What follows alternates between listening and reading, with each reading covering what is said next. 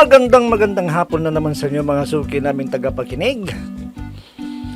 Narito na naman po ang inyong lingkod, Kuya Peles. At ako po muli ay inyong makakasama sa loob ng kalahating oras. At siyempre kasama pa rin natin mga kaibigan ng ating mga artista sa radyo na siyang nagbibigay buhay sa ating mga napipiling liham sa araw-araw. At ang liham na ating napili mga kaibigan ay galing sa isa nating masugid na taga-subaybay at siya po ay itago lamang natin sa pangalang Eva. Bueno, basahin na natin ang liham ni Eva. Dear Kuya Peles, bilang magulang kuya, hindi naman ako nagkulang ng pangaral sa aming mga anak. Kaya lang kuya, sa kabila ng mga pangangaral namin sa kanila, ay kahihiyan pa rin ng aming pamilya ang kinalabasan. Kuya, hindi ko ito kaya lumiham din ako sa inyo sapagkat gusto kong humingi ng payo. At para malinaw sa inyo kuya, ganito po nagumpisa ang aking problema, Kuya Peles. Nakikiusap ako sa iyo, anak. Sino ang ama ng nasa sinapupunan mo? Inay, patawarin niyo ko. Patawad po. Kaya nga, nakikiusap ako sa iyo. Sino ang ama ng ipinagbubuntis mo? Inay, hindi ko alam kung sino. Anong hindi mo alam ang sinasabi mo, ha? Inay, patawarin niyo ko. Paanong hindi mo alam kung sino ang ama ng ipinagbubuntis mo? Sino? Hindi ko po alam, Inay. Imposible ang sinasabi mo! Imposible na hindi mo alam! Talagang hindi ko alam, Inay. Kaya patawarin niyo ko. Ay, naku! Kapag nalaman ito ng tatay mo, hindi ko lang alam kung anong gagawin niya sa'yo! Alis na lang ako dito, Inay. Magpapakalayo na lang ako dito. Walang alis! Ang gusto ko lang malaman kung sino ang ama ng ipinagbubuntis mo! Ha? Nagmamakaawa na nga ako sa'yo! Sabihin mo na sa akin kung sino ang ama ng ipinagbubuntis mo. Yun lang ang hinihingi ko sa'yo. Inay, hindi ko alam. Hindi ako naniniwala na hindi mo alam kung sinong ama ng dinadala mo. Si Raul ba? Na nanliligaw sa'yo, ha? Hindi siya ang ama ng pinagbubuntis ko, Inay. Kung hindi siya, sino? Sino ang ama? Pakiusap, anak. Sabihin mo na sa akin. Para mapakasalan ka niya. Inay, kahit anong gawin niyo, hindi ko sasabihin sa inyo. Humanda ka sa tatay mo. Dahil kapag nalaman niya ito, hindi ko alam kung anong gagawin niya sa'yo. Hindi ko alam!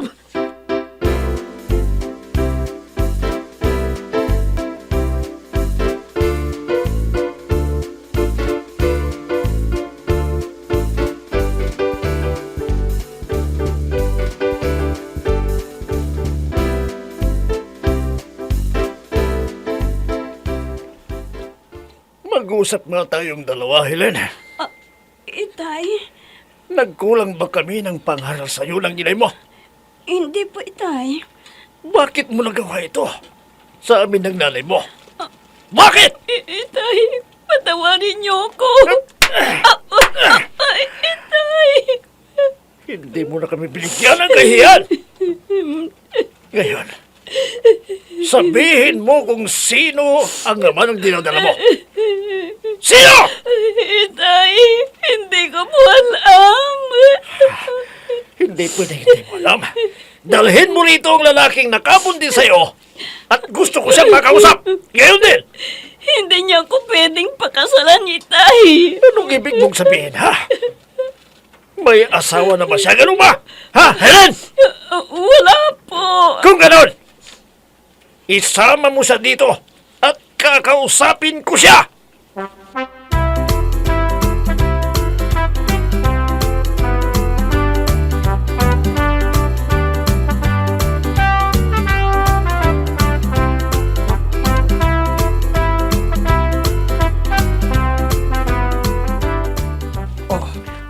Anong sinabi ng tatay mo sa iyo? Sinabi mo na ba sa kanya ang totoo? Inay, ilang ulit ko bang sasabihin sa inyo na hindi ko alam kung sino ang ama? Hindi ba kayo nakakaintindi ng salita? Pero anak, imposible naman na hindi mo alam kung sino ang ama ng pinagbubuntis mo. Ginahasa ka ba? Sabihin mo sa akin para maidimanda natin sila. Parang awa mo na, anak. Hindi na ba kayo nagsasawa ng katatanong sa akin, Inay? Alam mo, malaking kahihiyan yung ginawa mo. Kung hindi mo sasabihin sa akin kung sino ang ama ng dinadala mo. Kahit na anong gawin yun ni Itay, hindi ko sasabihin sa inyo. Hindi mo alam mo sadyang talagang ayaw mong sabihin talaga kung sinong ama. Walang maniniwala sa'yo na hindi mo alam kung sino ang ama ng ipinagbubuntis mo. Kaya sabihin mo na sa akin. Sabihin mo na sa amin ang tatay mo para alam namin kung anong gagawin namin, anak. Pakiusap.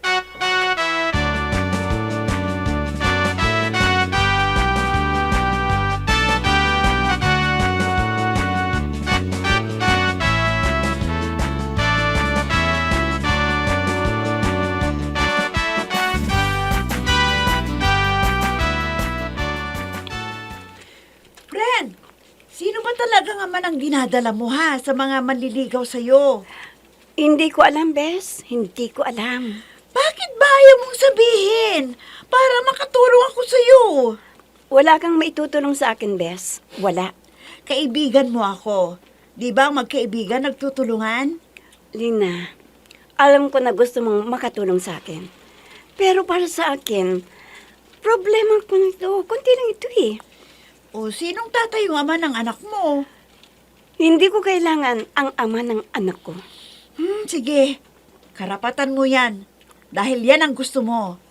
Pero sana man lang, sabihin mo sa akin para makatulong ako sa'yo. Salamat na lang sa iniaalok mong tulong sa akin, Bes. Salamat. O anong plano mo ngayon? Magpapaalam na ako sa amin. At siyempre, babalik na rin ako siguro pagkatapos kong manganak. Pero friend, talaga bang hindi mo sasabihin sa akin kung sino ang ama ng dinadala mo? Nako, Lena, ang kulit mo rin ano. Malay ko, baka madulas ang dila mo at sabihin mong bigla kung sino ang ama ng anak mo. Kahit sino, walang makakaalam kung sino ang ama nito. Wala. Wala.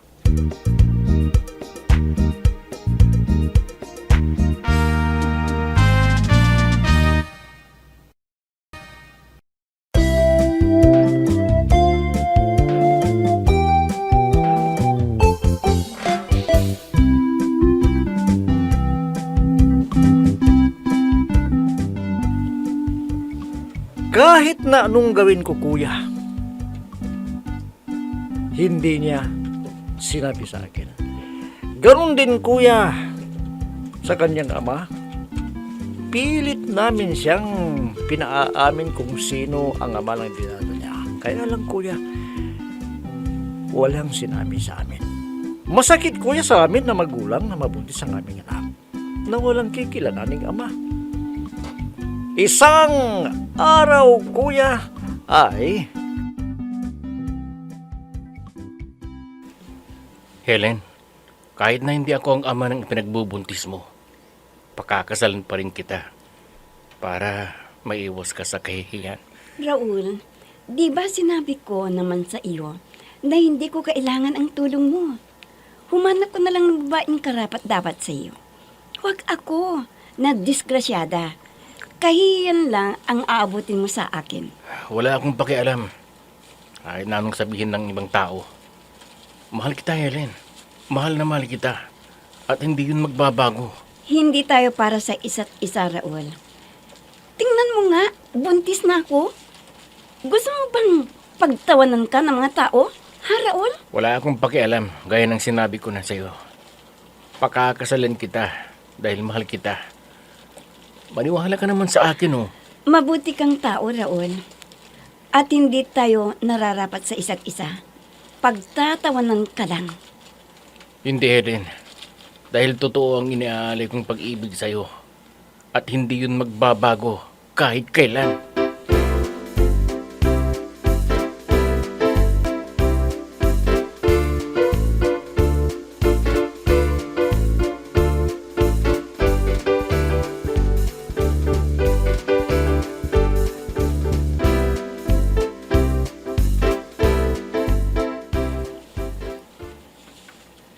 Ay, talagang wala na tayong magagawa, Upong. Talagang hindi niya inamin ang totoo sa akin. Hindi ko alam kung anong gagawin natin sa anak natin yan. Talagang ang tigas ng ulo niya. Oo nga eh. Kahit anong pilit ko, ayaw sabihin. Pero ngayon, ang inaalala ko, papaano niya bubuhayin ang kanyang anak? Problema ba yun? Nandito naman tayo, Eva. Kahit anong mangyari, apo din naman natin yan. Ay, sa bagay. Pero ang malaking tanong, bakit kaya ayaw niyang sabihin sa atin kung sino ang ama ng pinagbubuntis niya? May sira yata sa tuktok yung anak mong yan eh. Hindi naman. Baka siguro ayaw lang niyang panagutan ng lalaking nakabuntis sa kanya. Kaya gano'n ang ginagawa sa akin. Ay, naku. Nililihim niya ang sekreto niya. Binigyan tayo ng kahihiyan. Hindi na siya nahiya.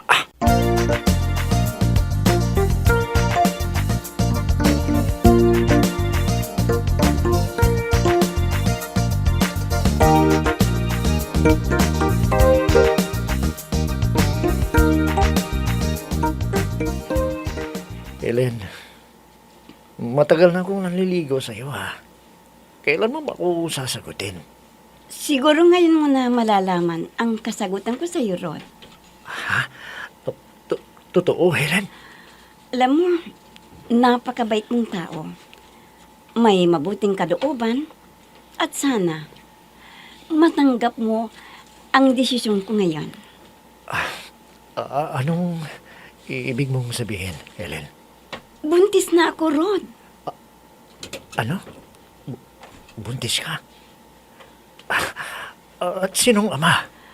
Walang kikilalaning ama ang anak ko at hindi ko kailangan ng ama. Ngayong nalaman mo na ang sekreto ko, wala na sigurong dahilan para magpabalik-balik ka pa dito. Helen, kung hindi mo mamansamahin, pwede ka nang pakasalan para may tumayong ama yung anak mo. Pasensya ka na, Rod.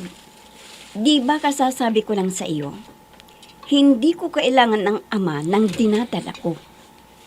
Maaari ko bang malaman kung sinong mapalad sa puso mo? Walang mapalad sa puso ko na lalaki. Sapagkat hindi ako mag-aasawa. Tama na sa akin na may anak ako.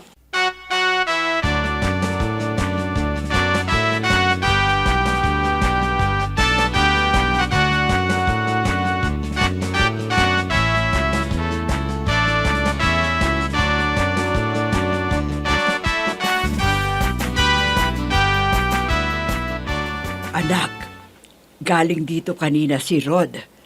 Ang tagal naming nag-usap na dalawa. May sinabi sa akin. Sabi niya, nakanda daw siyang pakasalan ka anumang oras. Inay, hindi ko kailangan ang lalaki sa buhay ko. Gusto ko lang na may anak ako. Yun lang, inay. Pero anak, ano na lang ang mangyayari sa'yo? May taong nagmamalasakit sa'yo at handa kang pakasalan. Ano bang gusto mo? Wala akong pakialam sa sasabihin ng ibang tao, inay. Buhay ko ito. Ginusto ko ito. Kaya wala silang pakialam sa buhay ko. Yan ang iniisip mo palagi. Buhay mo, wala silang pakialam. Paano naman ang kahihiyan ng pamilya natin? Hindi mo man lang naisip yun. Wala namang mamatay sa kahihiyan, inay. At isa pa, hindi lang naman ako ang may karanasan na ganito. May malala pa sa akin eh. Yun! Yun pala ang dahilan. Kaya ganyan, ginagaya mo sila.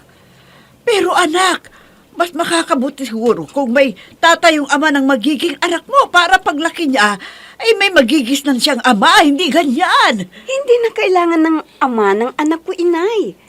Kaya ko siyang buhayin. Eh, papaano kung sakaling lalaki na ang anak mo? Eh, papaano mo ipapaliwanag sa kanya ang lahat-lahat ng ito, ha? Sige nga, sabihin Marami mo sa pang akin. mangyayari, inay. At isa pa, matagal pa yan. Ang iniisip ko ngayon, kung paano ko mabibigyan ng magandang kinabukasan ang anak ko.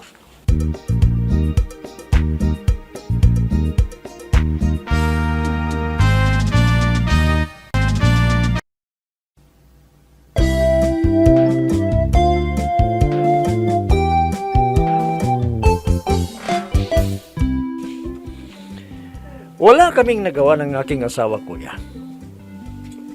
Kahit na anong gawin namin ay hindi inamin ng aming anak kung sino ang ama ng kanyang dinadala. Sa ngayon, kuya, ay malapit ng manganak. Pero wala pa rin siyang sinabi sa amin. Ang dahilan niya, kuya, kaya niyang buhayin ng bata. Kung sakaling ilabas na niya, siya nang magpapalaki. Nahihiya kami, kuya, sa aming mga kapitbahay sa nangyaring ito sa aming anak. Ano po ba ang dapat namin gawin, kuya? Para sabihin ng aming anak ang totoo. Dahil gusto naming pakasalan siya kahit na iluwal na niya ang bata. Sana po, kuya, mapayuhan ninyo ako sa aking inilapit na problema. Lubos na gumagalang Eva. Alam mo, Eva, talagang masakit sa isang magulang na mabuntis ang anak. Lalo't ayaw sabihin, abay talagang malaking kahihiyan yan sa inyo. Lalo na dyan sa inyong lugar. Pero ginawa nyo ng lahat ng asawa mo. Wala din kayong nagawa. Talagang hindi niya inamin kung sino ang nakabuntis sa kanya. Dahilan niya, kaya niyang buhayin yung anak niya. Sabagay, totoo naman kasi may trabaho. Pagkatapos niya mga anak, maghanap ng ibang trabaho siguro.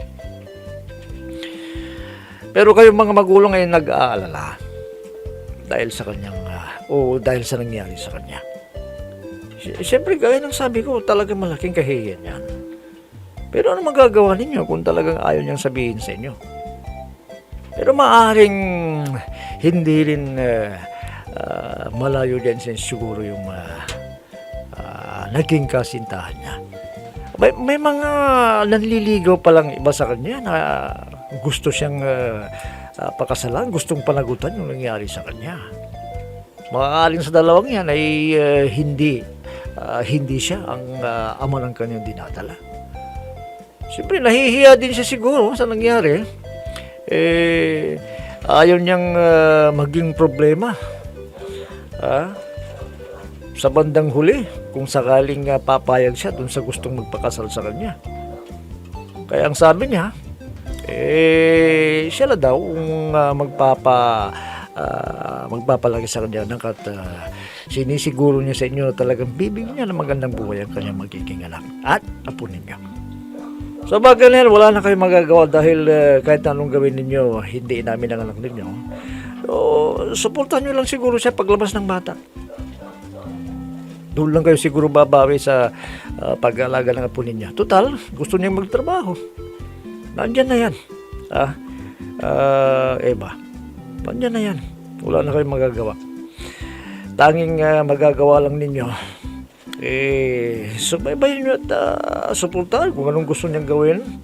At malay ninyo, sa paglipas ng mga araw, malaman din ninyo kung sino talaga ang ama ng pinagbubuntis niya.